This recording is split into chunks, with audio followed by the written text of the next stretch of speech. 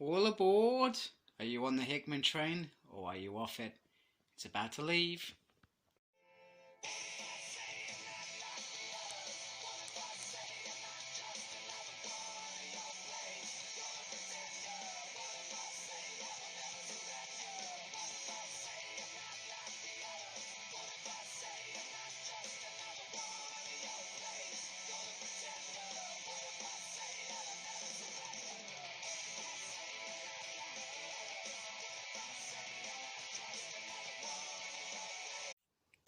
Hello and welcome to a Smurd P video, and today we are looking at the final issues of House of X and Powers of X by Jonathan Hickman. So here is the joining covers, which is very nice. I do love the whole villains in there. We got kind of the whole shebang there. I love how Ahab is holding some hounds there. Some really nice detail on here.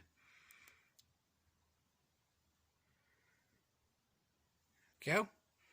So first of all, we're going to start with the House of X issue.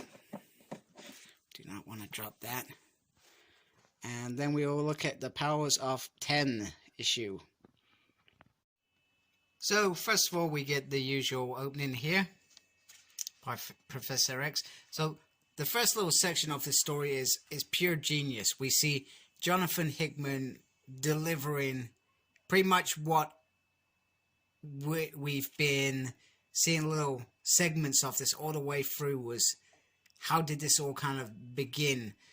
And this is in a nutshell. So we've got Magneto, we got Moira, at least I believe that's Moira, and then we got the helmet that we've seen him in, which I've questioned why has he got it on all the time, what it's all about.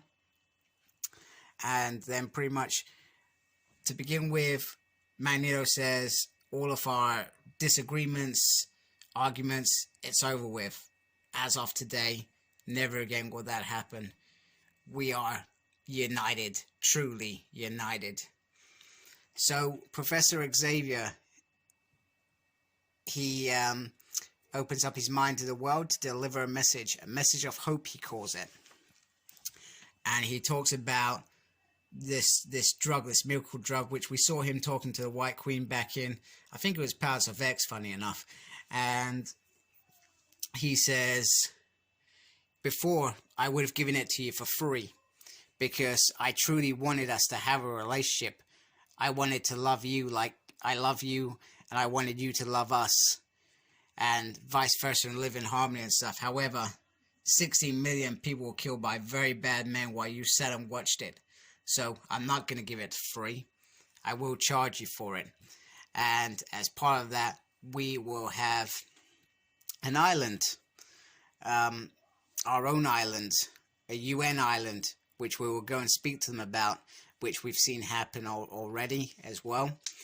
And any mutant born is a citizen, and anyone who commits a crime in your world will not be judged by your people. They will be judged by mine, and they will be released to have that judgment, to have that conversation, because we are the future. We are the inheritors.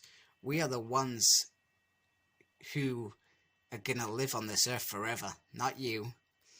And while you were sleeping, the world changed.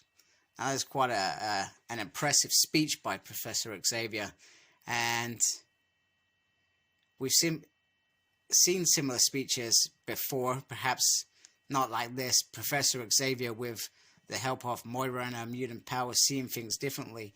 They've truly set this up properly, I think, rather than react. Cyclops' speeches were about reacting and stopping them from decimation, etc. Whereas he's kind of is.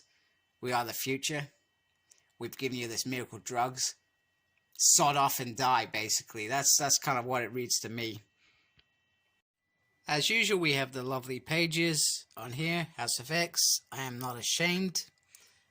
And then the team that bring it all together, with Jonathan Hickman leading the way with his intention.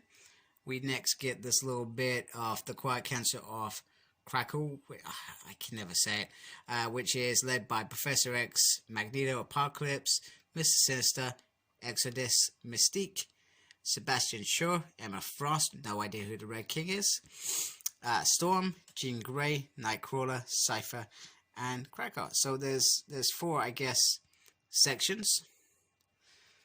Not sure what they all mean, and this is just a little segment about the Great Captains. That's interesting. Bit disappointed that Bishop is there. Not a fan of Bishop after the whole Cable run trying to kill Hope, and this is how the kind of seating plan is, apart from that one which is missing. So the whole idea of this council is that they govern themselves, and I guess it's a democracy and not a dictatorship. So when Cyclops was running Utopia, I keep referring to this because, or when Magneto was running Genosha, it was one leader at a helm. Professor Xavier, I guess, felt that that wasn't the right course for this future. So we have a table of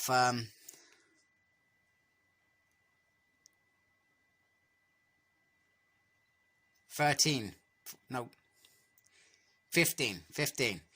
Sorry. Apologies for having to count and not knowing that before I started speaking, because, well, that's just embarrassing, and I do embarrassing very well.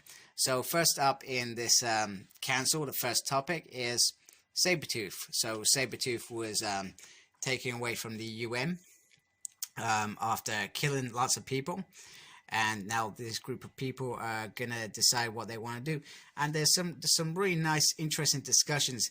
Now, I've always kind of said the last few issues that everybody felt sort of out of character, but this scene, it almost feels like they are in character, and perhaps Hickman's got them right. Maybe this was probably the first opportunity to do it, perhaps. And I guess they're debating what they want to do and what the laws are. So the laws are around man shouldn't kill human. Apocalypse doesn't agree because he feels, how are we going to prove that the strongest should survive, sort of thing. And then Sabretooth's thinking, oh my goodness, I'm an example now, sort of thing. Next up is around where they live, and Krakow is alive, and Paris kind of says, well, you know what, if it's alive, we should look after it and we should nurture it and protect it. You know, it's not just something we treat like rubbish, like the humans, I guess, have treated Earth. He doesn't say that in so many words, but if we think about us as humans, and this isn't a political statement, we don't treat our world very nicely at times. Next up is the other rule, which is around, hey, Nightcrawler says, we should be making babies and bring in the future, so make more mutants, murder no man, and respect this sacred land, you know, their home, because it is their home. And they should look after it, especially when it's a living creature. So I really love this kind of scene with Sabretooth looking into Professor X's, well, X. Anyway, so this bit is Sabretooth. You know what Sabretooth is, and okay, maybe it's long overdue, but I feel at this point, it feels sort of wrong. I don't know what it is. It feels wrong. Anyway, Magneto reminds Sabretooth that, you know what, you were warned not to do anything bad and kill people, but you still did it. And everybody just all sorts of starts agreeing that he should be punished and he's guilty, etc. And Sabretooth's, well, you know what, doesn't matter. I'll be back and I'll kill you and ha ha ha. Anyway, Professor X says, you know, killing's not the intention. You know, we don't take prisoners here, and we're not going to send you back to Earth. So he's kind of sucked into Krakow's stomach. It feels like when Boba Fett falls into that giant worm, whatever, whole creature, and, you know, we feel like he gets eaten by 1,000 stomachs or something. Anyway, there's a book where apparently it comes back, but I've never read it, so you know what? It's out there. Anyway, so he falls down, and it's, you are exiled, and maybe one day you can redeem yourself, but now is not that time. And basically Professor X says it's distasteful, and it's a business of running a nation, and he generally feels that he hopes that we don't become cold and ruthless because of what we have to do to protect our world and create it. Anyway, after that we have this great big party, and it looks absolutely glorious, and everything feels or seems too perfect. I don't think I like it. X-Men, they're always up against it. This feels too good, and Jonathan Hickman has a plan. I know he has a plan. I'm sure I'm going to enjoy that plan, but everybody's just all damn lovey-dovey, man. And don't get me wrong, I know that they're a family and they love each other, but this feels like they're all back together, you know, after it feels like a couple of decades of hardship being separated, and they're all being brought together. You know, even Emma Frost and Jean Grey share a drink, and Scott and Alex have a cuddle, and, you know, it's a bit weird, although Apocalypse seems very sinister there, no pun intended, looking from afar. And it ends with this really nice moment with Professor X and Magneto, and you feel like these guys are what started it. They started off friends, and they became enemies because of how they believed it. You know, their past made them go down, I guess, different paths to protect mankind, but they seem to be on the same page, and it's like, just look what we made together. And then at the back you got where the island is, there in the middle of it. I actually thought it was on the moon for some reason. Don't ask me why. And then we get all these little points which relate to different areas of the world. Go. And just look at what we made, Magneto. And then that's it. 2 series that are 1. That's the end of part 1. So, let me just look at that cover again. Very nice. I like Arcade being in there. That seems nice. So, on to Powers of 10. So, let's see. We'll just look at this before, so we don't have to look at it later. You may want to look at it later. Maybe I'm doing this wrong. Who knows? But I'm talking, and hopefully you're watching. So, let's move on to Powers of 10. Now we build. And we go straight into the opening page. Power of X. House of X. It's interesting. And then we get the creative team once again. And the opening scene is interesting. It's one I'm pretty sure we've seen before in the very early issues. I can't remember if it was House of X issue 2 or Powers of X issue 2. And when I get the hardcover, I'll probably look at this and say, oh, okay, yeah, that makes sense. So anyway, we've seen this conversation before. Moira was looking for Professor Xavier. This Professor Xavier in particular, to give him the opportunity to, well, we don't know what to do, become the nation of it that's becoming House of X, but something else is happening here. She's, I think, from a little bit further than perhaps we thought she was. So we jump to the year 1000, and there is this interesting habitat. It's like a zoo, I guess. Anyway, some sort of creature attacks him, and sorry, it's clearly Wolverine there. And she says, I mean no harm, and I can talk English, so English isn't a language that they use. And Wolverine finds it interesting, and it's quite clear that they have no more time. So she's waiting for Moira to join them. And they talk about, well, you could have been listening to us for a long, long time. And she says, well, I think it's a she. She wanted to see what makes these mutants tick. Anyway, she goes into it. The Phalanx are coming, end of world stuff, and they are going to ascend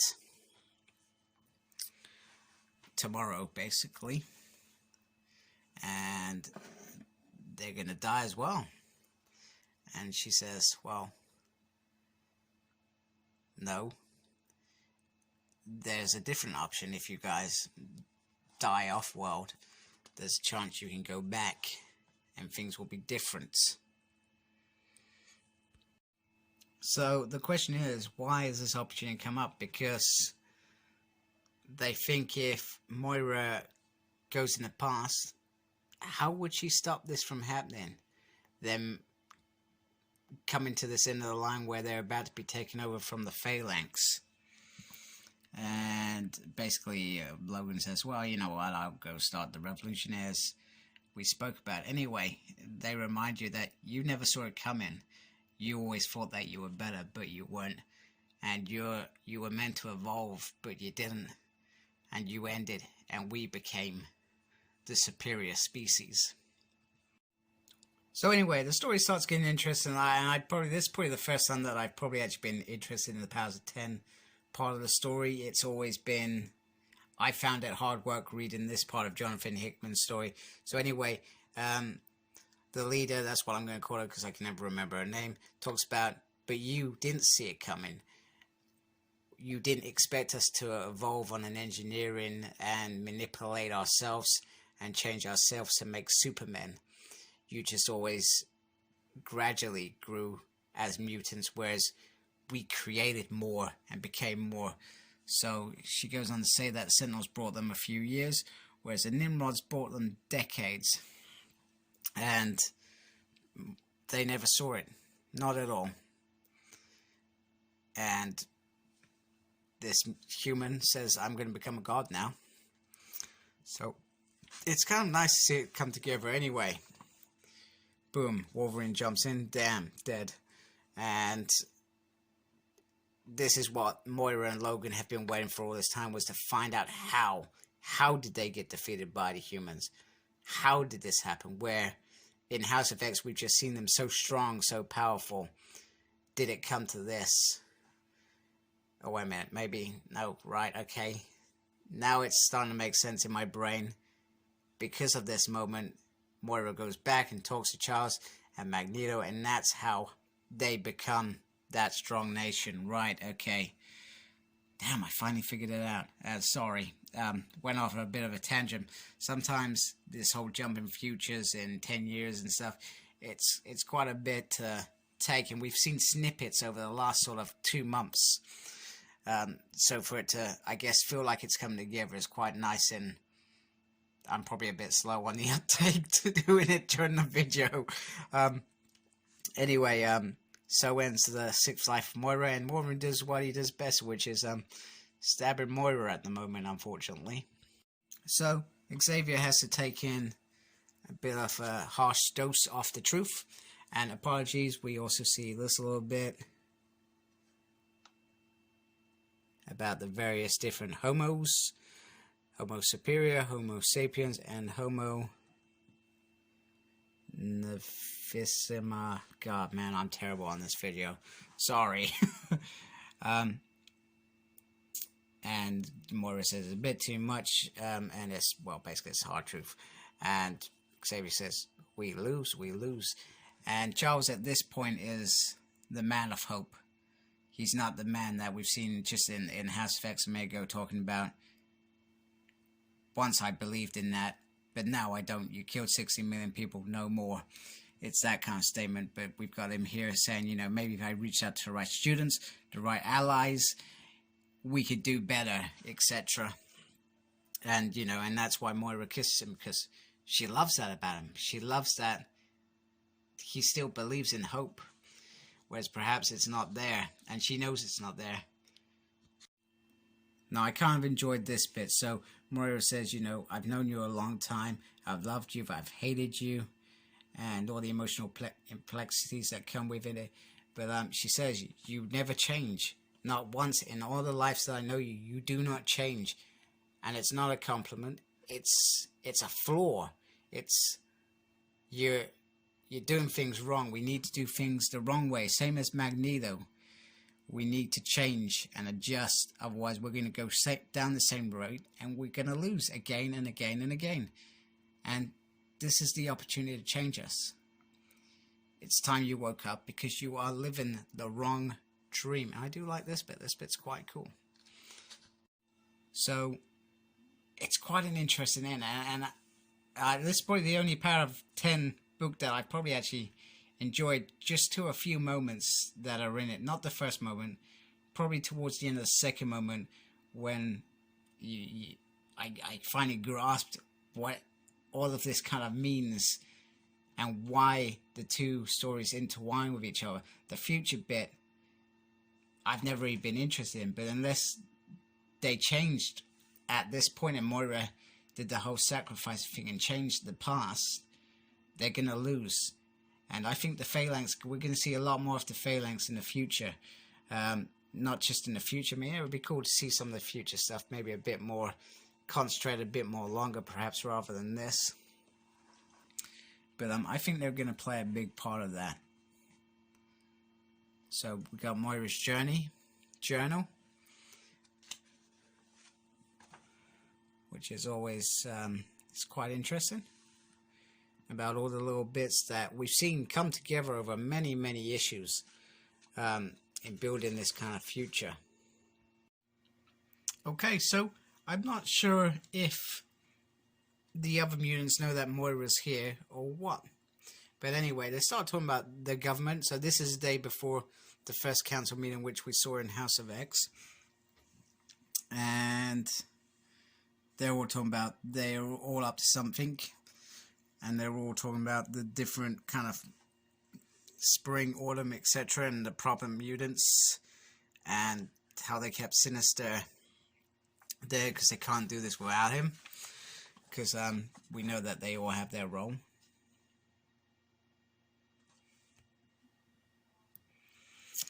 And with Mystique, they've promised that they'll bring Destiny back. So that's quite an interesting term to ask for. And Moira says, you can't do that because there's a risk. If we have a precog on this island, then they could find out the truth. And Charles is saying, you know what, it's a tomorrow problem. It's not a now problem. But maybe we should tell them the truth one day. You know, just like Charles and Magneto has been known. And Moira says, what, so they can know that we lose? And pretty much the two of them say that, well, we could have lost without you bringing this all together, without you shaping us into this and changing how we've done things in the past. For you've done it well, basically. It's very, I think in the two issues that I've read this evening, I've got to say that I've really enjoyed how Hickman has done this. However, they say, you know, it's time for you to step aside and let us do our good work. And this is it. But even though they're happy with what they made, they still worried that they have to do whatever it takes to keep this and keep moving forward. And, you know, they're willing to give up their lives and die for it and show what a real mutant is, because they're not ashamed of what they are. And let them try and stop us this time. And it's, yeah, let them try. While looking at some really nice fireworks, you know, reminds me of the Ewoks world. Got lots of Star Wars little things going in my head today. I am not ashamed of what I am. I do like that. That's really kind of cool. And we just have what's coming up. So, to be fair, I'm not going to grab all of these. I'm probably just going to grab the main X title. I'd love to grab them all, but I'm not going to be doing that. So I will review and talk about the main title. At some point, if I do get a chance to grab any more, I'll talk about them. But I don't really want to talk about them if I'm going to continue talking about them each month. I don't want to say, oh, I've done this odd review and I'm not going to review anymore, because that would drive me balmy, let alone I'm sure you guys, if you're interested in watching my videos. So anyway, that is the end of House of X, Power of X. mini-series, mini-story, setup arc, whatever you want to call it. Jonathan Hickman, I'm not going to lie, I like his writing. I like how he kind of makes you intrigued in certain things.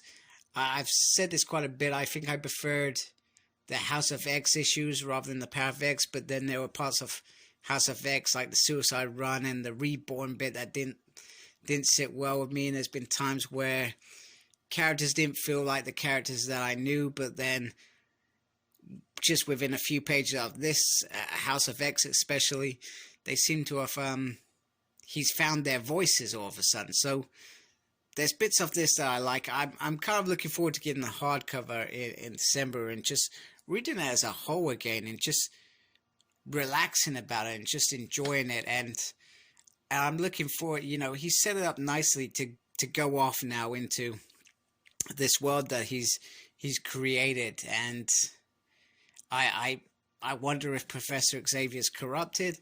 I wonder if Moira's doing some crazy stuff, but it all seems quite innocent right now. So, Jonathan Hickman, welcome aboard the X-Men train. I hope you survived the experience, because you've taken some of the characters that I love and turned them into something else. I just have this... I'm sure I'll just like this new run. I worry that they're not going to be characters that I recognize before long, even though he's a big X-Men fan and he says that he's not going to change the past and he's doing this to make the X-Men the top team again, or the top comic again, I guess is the word. So I'm still very undecisive. Maybe in a year's time I say I like Jonathan's run or I don't like Jonathan's run. But anyway, for now, like, comment, subscribe. Tell me if you're loving this run. Tell me if you hate this run. Tell me if you like Jonathan Hickman's writing, you don't like it. Talk to me. Follow my page, SmurredP, on Facebook. Follow my Twitter, @SmurredP. And as always, embrace the geekiness. Take care. Goodbye.